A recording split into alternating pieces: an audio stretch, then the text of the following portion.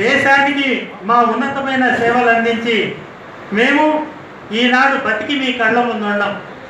మా సహోదరులు ఎందరో యుద్ధాలలో చనిపోయారు.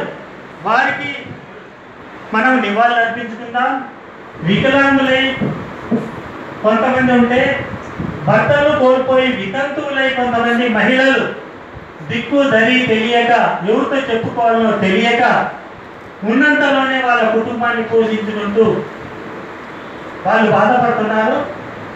వాటన్నిటిని ఒక పరిధిలో తీసుకుంటే ఇప్పుడు ప్రభుత్వ యంత్రాంగం వాళ్ళ మీద దృష్టి పెట్టాలని, ఆ వితంతు మహిళలకు, పేద వృద్ధులకు, ముఖ్యంగా ముఖ్యమంత్రి గారు డబుల్ బెడ్రూమ్ విషయంలో శ్రద్ధ తీసుకొని వాళ్లకు ముందుగా అందించాలని మేము శ్రీనివాస్ గౌడ్ గారి ద్వారా రిక్వెస్ట్ చేస్తున్నాం. కానీ ఈ విషయంలో ప్రత్యేక శ్రద్ధ పెట్టాలని, వారి పక్కన కెప్టెన్ సురేష్ రెడ్డి గారు ఉన్నారు, 6 మంది కమిటీ మెంబర్లు ముఖ్యులు.